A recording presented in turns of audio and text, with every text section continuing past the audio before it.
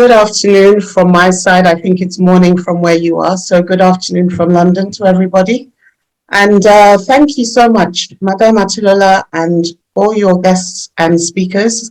Pleasure to be here today. And I thank you for the honor of inviting me to start the empowerment camp out of today.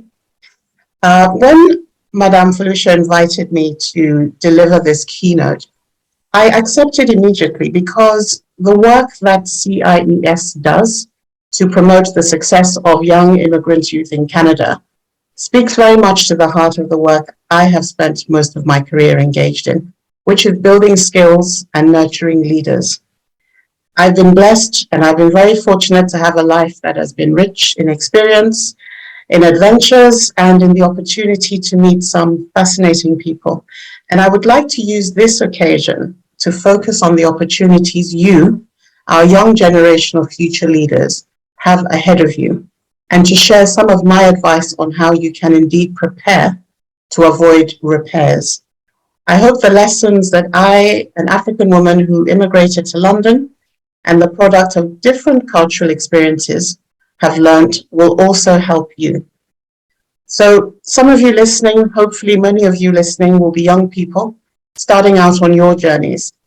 Some of you may be young at heart and working in your own communities to produce and promote education and learning. So wherever you are in your journey, I hope the lessons that I want to share with you today will resonate with your experiences, but also with your future aspirations. So I've structured my talk around 5 key lessons, and I want to start with a bit of background about me to give some context to the lessons that I want to touch on. In terms of my life, I would probably say I tend to divide it into 3 different phases: my early years, my corporate career, and the third phase that I call my adventures. And this third phase has, well, it's actually been going on for quite some time now, and it's still, so far, it's still very exciting. I was born in Ghana, in West Africa, and my early years, I traveled with my family between Ghana, the United States, and Austria before we settled here in London in the United Kingdom. After graduating from university, my corporate life involved a career in human resources management, and I worked for a number of organizations and companies, both in the UK and also in Ghana. And I've worked in many sectors, including banking and finance, energy, advertising, and telecommunications. And eventually I set up my own business based here in London 20 years ago. And for me, that was when my adventures really started. And what I do now, I work as an executive coach. I also am a writer, and I'm also a business consultant. And I advise businesses across a wide range of people issues, including developing their talent, leadership coaching, and helping organizations to build diverse and inclusive workplaces. So that's me. Now, as I thought about this presentation and how to help you think about your education, your career, and the choices you are going to be making in your lives, I realized that all of the lessons I want to share broadly fall within the category of leadership. So I'm going to center this address on my 5 key leadership lessons. First of all, I want to be clear when I talk about leadership. You know, when we hear people talk about leadership, they're often referring to traits like vision, strategic planning, collaboration, communication, even inspiration. People who can influence and make an impact. But leadership is not only about leading other people. It's also, and much more critically, I would argue, about leading oneself. Self-mastery and discipline, integrity and values, doing the right thing when no one's watching, taking charge of your hopes and your aspirations, and being accountable for your own success. To me, that is leadership. So let me go through my leadership lessons. Lesson 1, play to your strengths. It sounds easy enough, right? But I can tell you that many people I come across are not clear about their strengths, and they're even less clear about their purpose in life. So my advice is, if you can't figure out your purpose yet, figure out your passion. because your passion will lead you right into your purpose. When I graduated from university, I had no idea of my purpose. That took a while to figure out. But my passion was reading books and writing. Maybe not much help when it comes to thinking about a career, but my strengths were related to my passion. My strengths were communication, curiosity. I was very well organized. I was interested in helping people. And all of this led me into a career in human resources management. Over the course of my career, as I mentioned, I've worked in different industries, but through all of that, my passion for writing kept me going and came out through work like writing policies for the companies I worked with, writing communications material, even newsletters. So the key here is that while I worked on the areas that I was weak in, I focused on what I was strong in.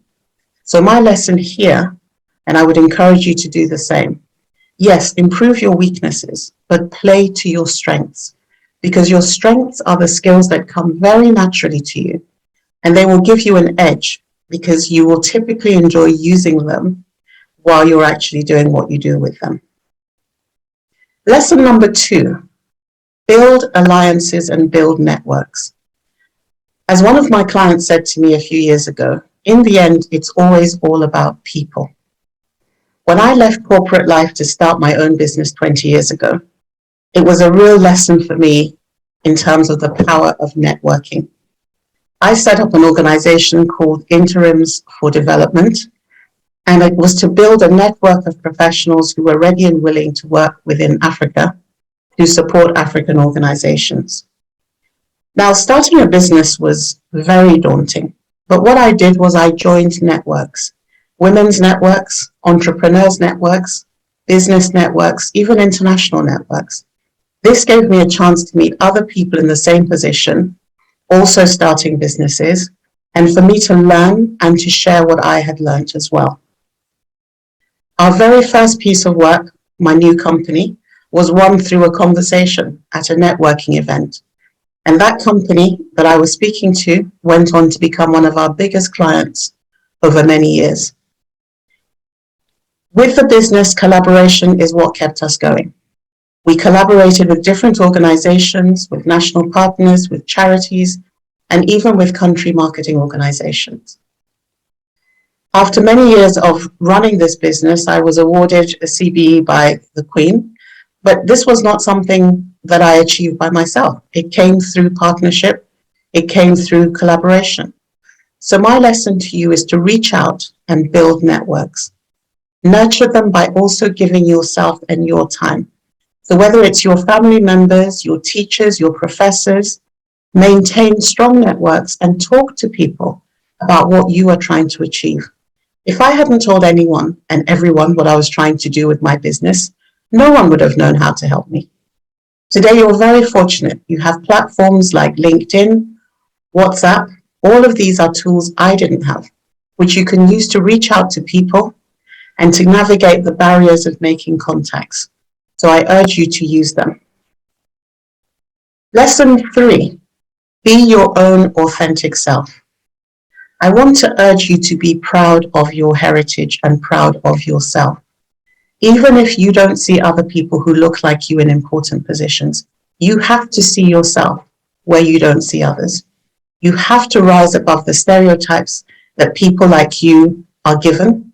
You can't control what other people think, but you can be the best you can be. Always remember that people invest in you. When I started a business, people were talking to me about finding investors and so on. But what I learned was that business investors, yes, they like good ideas, but what they really invest in are smart, enthusiastic people who are prepared. So be prepared. Read widely. Do your homework. Push aside any feeling of imposter syndrome and negative self-talk. You are good enough, but you have to prepare. A lot of people succeed because they're confident, not necessarily because they're competent.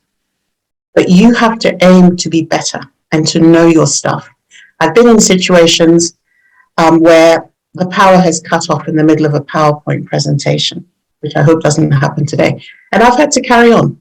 If I didn't know my stuff and I wasn't prepared, it would have been clear to everyone. Now, I want to talk especially to women. Women especially typically undersell themselves. We typically shrink ourselves. But I want you to take note and to really be proud of who you are, because false modesty will not serve you, and it will not serve those people that you will be leading. Lesson number 4, I want you to focus on creating and maintaining your personal brand. And when I talk about your personal brand, the best description I've heard is what people say about you when you are not in the room. When you think about brands, you think about your experience of them. So what is someone's experience of being with you, of working with you, of studying with you like? As I said earlier, you can't control what people think about you, but you can influence it by the way you speak, the way you behave, and the way you carry yourself. So whether you're at work or in school, think about it. Do you put your hand up and offer to take on new tasks or new projects, or do you just coast along? Do you try and find solutions, or do you just talk about problems? Do you try and help others and your team, or are you just focusing on your own needs? Think about your experience with the brand Coca-Cola. When you drink Coke, wherever you are in the world, it tastes exactly the same. Is that true about you? Are you consistent and reliable? Or can you be helpful one day and hard to approach another day? Because people will not trust you if their experience of you is not consistent. So you need to think about what you can do to master your emotions and to be that consistent brand. And in all of this, ask. Ask for help, ask for feedback, invite people in and learn from them. My last lesson, lesson number 5, I want to encourage you to choose skills for the future, not for the past. As a career coach and a career consultant, it's been fascinating for me to see the changes in the job market over the past 3 decades. Some of my clients are doing jobs today that didn't exist even 5 years ago. Technology is providing so many opportunities for startups and for new products and services that it's almost impossible to keep up. This means that you need to take a different approach to building your skills. It isn't just about being a doctor or a lawyer. It's about developing the key skills that will take you into new fields as well as old fields. This means developing your communication skills, your team skills, your problem-solving skills, your organizational skills, your time management skills, being punctual, your analytical skills. It means being curious about what is going on in the world around you and keeping up with developments in business, in economics, and in society in general.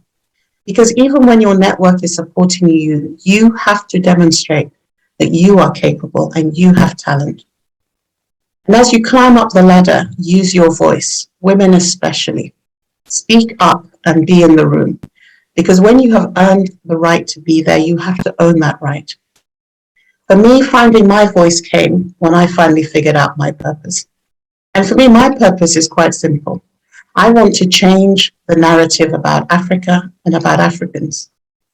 Because we're not just one people, we're not just a monolith. So what I use my voice now to do is to share knowledge and the lessons that I and other professionals of African origin have learned. I've written a book called Everyday Heroes, which Madame Holusha will have available for you. And I use my voice to share knowledge with those who are also keen to build skills in Africa. I edit an online platform called reconnectafrica.com, and it's free. Just go on there. There's lots of stories, lots of advice, lots of tools. So reconnectafrica.com is available to you. And I also wrote a book called I Want to Work in Africa. So anybody who's interested in moving their career to work in Africa, that's a very useful book for you. I also use my voice to write stories. Stories about everyday Africans and people of African origin living around the world.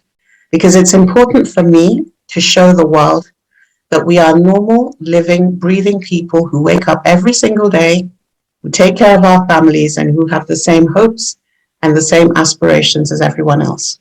So I write novels about women, about success, about joy, love, and happiness. And recently I was contacted by a reader who thanked me. She'd read one of my books and she said it created hope and happiness for her. What could be better than that? So in closing, let me offer you a bonus lesson.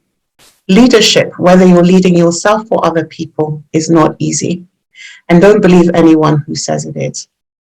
Taking a leadership role in your own life means you will make mistakes, yes. I've trusted the wrong people and I've taken decisions I regret, but it is also rewarding. As a good friend of mine says, sometimes you win, sometimes you learn. Today's summit will bring you invaluable advice on navigating the many opportunities and challenges you will face in your education, in your careers, and in life. I encourage you to take advantage of everything you hear today and absorb it all. Because in conclusion, what I have learned is that success is when preparation meets opportunity. Future leadership starts from preparing today to avoid having to repair mistakes tomorrow. Leadership means being a boss, even when you are not the boss. It's about self-mastery, good interpersonal skills, communicating well, and valuing integrity. Listen for feedback and incorporate it to help you improve yourself and those around you.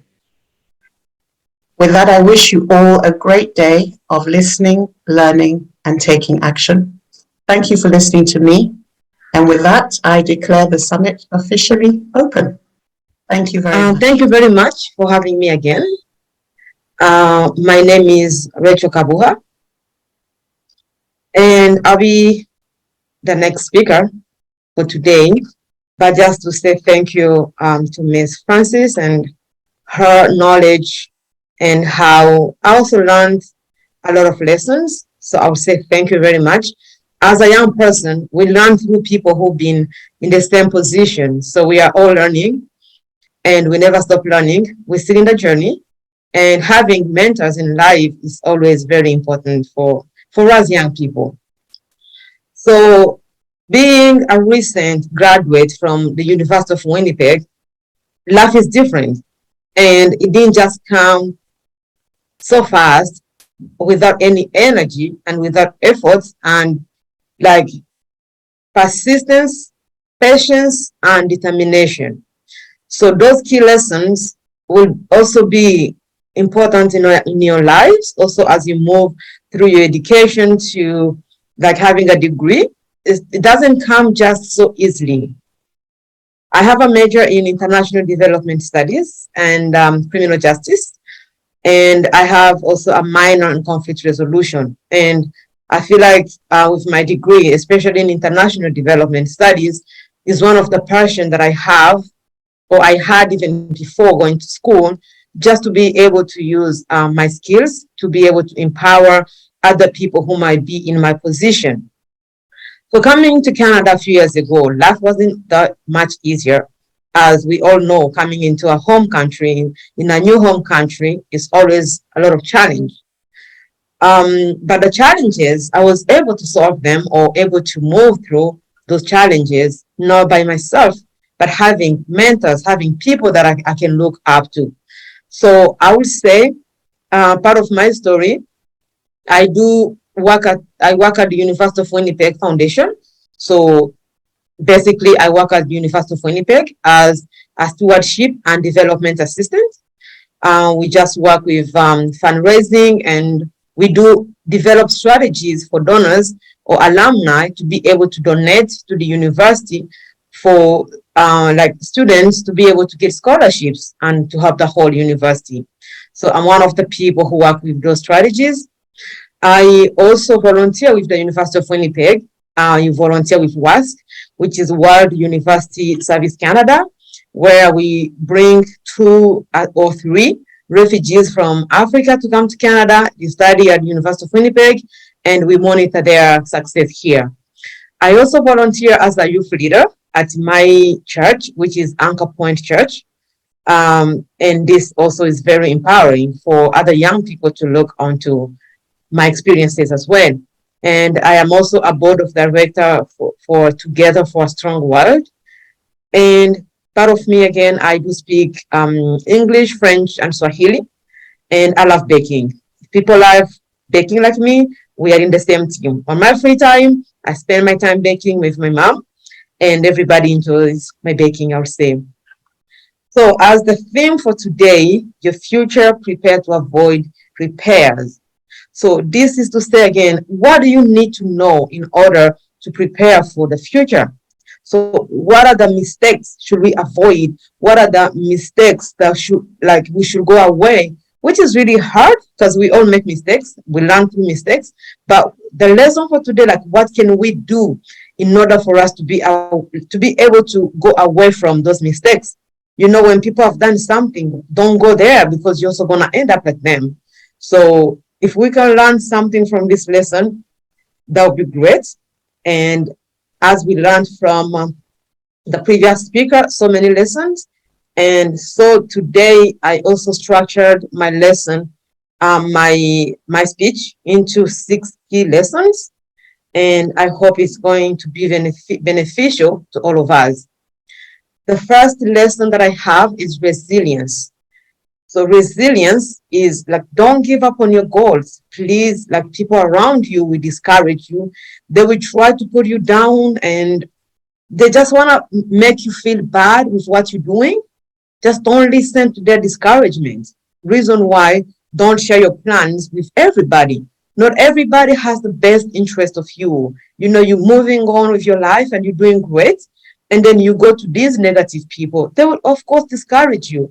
But you just need to just persist, like be resilient. And people always will tell you something to discourage you. But be careful who you talk to and what you listen to. Very important. I remember when I just started university, I was so discouraged by my people, like people around me, like people telling me, like, your English is not good to go to university. This was my English teacher who told me, Rachel, I think you should do, I guess, 1 more year here at high school for you to be able to go to university. And then I told this English teacher, I told him, I am going, and I'm going to do well. So he didn't even believe in me. He didn't trust that I can do good. He didn't trust me that I will like resist the workload because of my English. And right now he's now looking back and he's like, oh my gosh, I can't imagine you made it. So stand strong on what you know. Don't be deceived by people around you. People will always be there. People will always be there to discourage you. But don't listen to what they're saying. Sometimes you do, sometimes you don't. It's your choice. It's your call to know what to do. They will try to show you that what you're doing is not even important, but you know that what you're doing will give you something in the future. But hey, be you and do your own things. Be resilient. Stand on the ground and say, I am going to do this. And you can prove other people wrong, people who did discourage you one day. The second key lesson that I have for us today is belonging. What I mean by belonging, at first, it might be hard to find a sense of belonging. At some points, you feel like you don't fit at all. You don't fit in what you're doing. But as time goes by, you will find a sense of belonging, especially if someone is still new, like coming to Canada. Some people like here, maybe like they've only been here for 1 year. They've only been here for a few months. You know, I've been there. I know what it feels like. But just try your best to find a sense of belonging. This is the new home. This is the new country. Everything is new. Coming to Canada the first few weeks were so hard for me. I was bullied in high school, but things got better as I moved on. I was bullied in my gym class and nobody wanted to pay with me. But I did not even give up. I just find friends and find somebody who is like really close to you and able to, hold your hand and you can work together. So growing up, you might feel down in a new country. You might feel down even at this point. Either you miss your family back home or you just feel like things are different from what you used to. But please try to find a way to make your environment your new home. So this is the new home. This is the new living. Embrace it and take it as it is. Try to fit in. Find people who can help you out. Ask questions. And People are always willing to help. So when you have opportunities, talk to people who have been in your position and they will always help. So I would say find a sense of belonging. Don't feel lonely. Sometimes it's really hard to say. Sometimes, like those days you feel lonely, you just like sit on your bed and you just cry.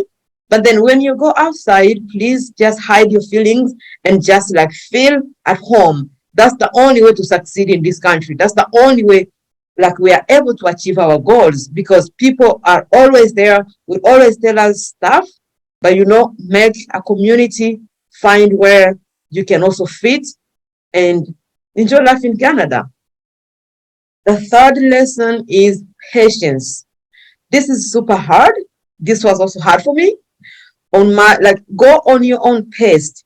This is super hard, I'll tell you, because myself, I still struggle with this. So people around you will push you to go faster with your goals. Like, what are you doing? Even if you are not even ready to move on, people, friends, family will pressure you to graduate, get a job, get married. But don't move according to pressure because somebody told you to just like go get a full-time job. Please don't do that. Just go on your own pace, because you will be the one who will end up regretting your decision. So if you still need more time to complete your degree, if you still need more time in high school to have all the credits that you need for your like post-secondary, please don't go with people's pressure. The more you go with people's pressure, the more you miss out your opportunities. So your friends like will graduate, even people who came before you will just like really graduate so fast and it's just gonna move on. But that's not who you are. Practice your patience. It's gonna give you a lot of stuff in life. I'll give a typical example that I went through. Back in high school, I was really asked, Rachel, now you're here. Do you want to start from grade 10? We know that your English is not bad, and you can go in grade 12 and graduate this year. And then, like, you have two options. Either you go to grade 12, either you go to grade 11, or you choose where you want to go. Your English fits, and your like the test that you did will fit you anywhere in high school. And then I had to double think, do I really need to rush? I have no idea about Canadian values. I have no idea what I will do with my life. I decided to go to grade 10. I started in grade 10. Having finished grade 10, grade 11 in my home country, was going in grade 12 before we came. I told them I'm going to grade 10. Going to grade 10, I know people within my family, they're like, Rachel, you're wasting your time. What are you doing to study again with kids? I'm like, I know what I'm doing, and give me some time. I will show you. I accepted to go on my own pace, practice my patience to be able to get more lessons, more knowledge for me to go to university. Imagine if I did rush. I have a few friends who did the same thing. They were given grade 12, which they did, but right now they can go to uni, they can do college because their credits and like they have EL. So EL is like English as additional language, like diploma. They are not doing anything. They're just working full time. But I decided not to follow their path, but I did use my patience. So your friends will move on. Like halfway through your degree, more pressure will add up, especially some African parents and families. At some point, they will ask you, okay, when are you getting married? We haven't seen your boyfriend here. We haven't seen your girlfriend here. What are you doing for life? You like, just cool down. I will just be very respectful. Just say, that's not my priority right now. I have my own lifestyle and I have my priority stuff that I need to get done. Because if we do listen to everything they tell us, we're not going to get where we are heading. So the pressure will be there from society, from friends, from family, but be patient. It's going to give you a lot of things in life. The fourth lesson is know your priorities. So by knowing your priorities, it's like to rank your life purposes according to your priorities. If you do not have priorities in life, you will end up like being gone with people's influence. People will tell you anything and you're like, yeah, for sure, let me follow you guys. You guys are working, making full-time jobs and blah, blah, blah. Anyone will give you ideas, but don't give up in your plans, but stand firm. in your priorities and just say, these are my goals. I have to hit my goals before I move on, before I do anything else.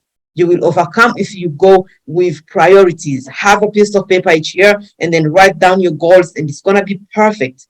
Keep in mind that if you jump between your priorities, some of these things might not even come to reality, because if you jump back and forth, like for example, if your number one priority is to get your education, but people around you are telling you, why don't you drop out of school? Why don't you find a full-time job? You're not going to be dealing with part-time job for 4 years or 5 years. Hey, just tell them, I know what I'm doing. Remember that with education, you can earn more than what you're planning to, if you're planning to drop school and go find a full-time job because you feel like your age is like, it's going up, growing, like I'm too old for this. If you do that, it's up to you. That's when the regrets will always come.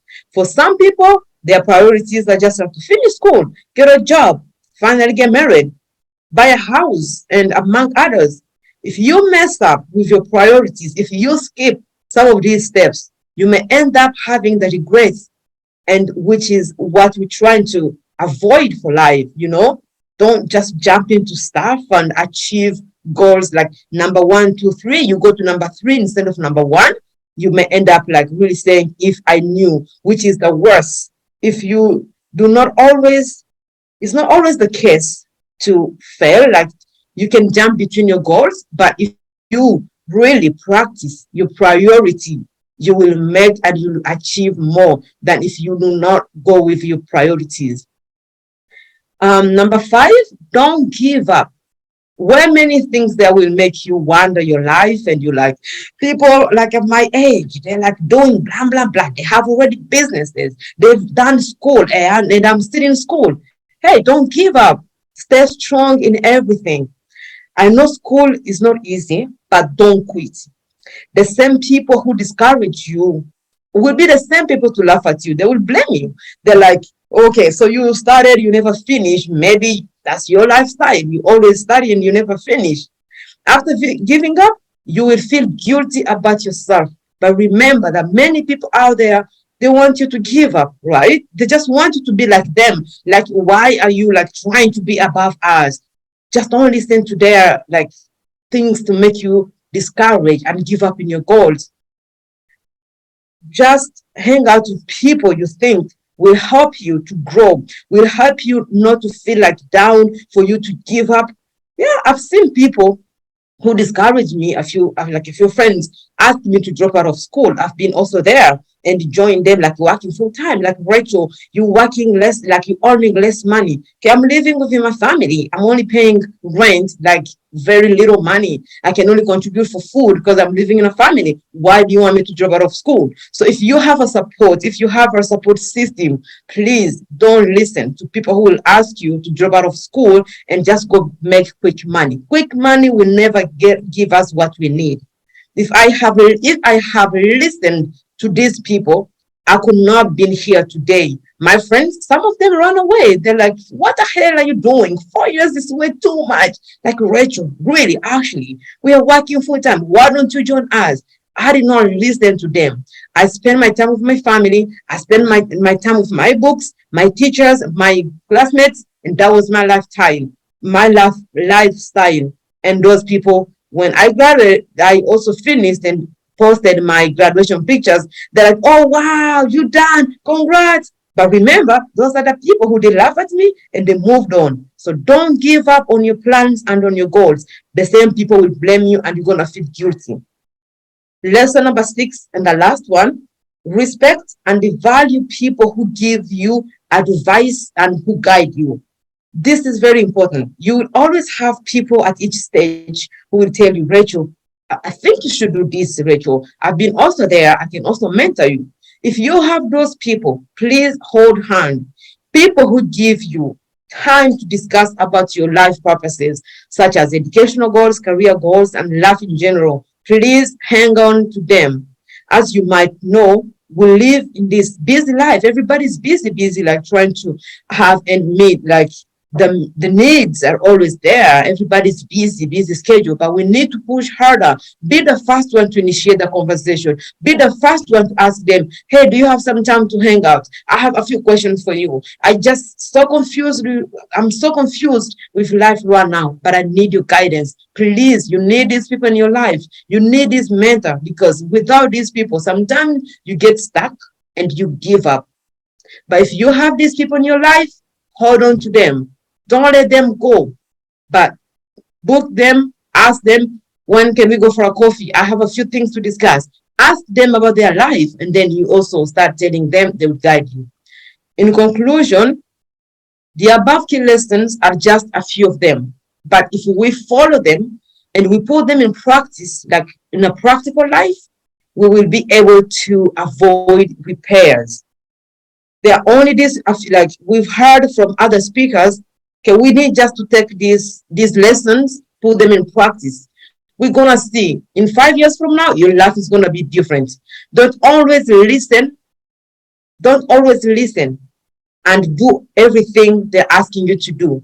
Don't only listen to these lessons, but also put them in practice. Reflect about all the speakers, what they've said, and use them as advice.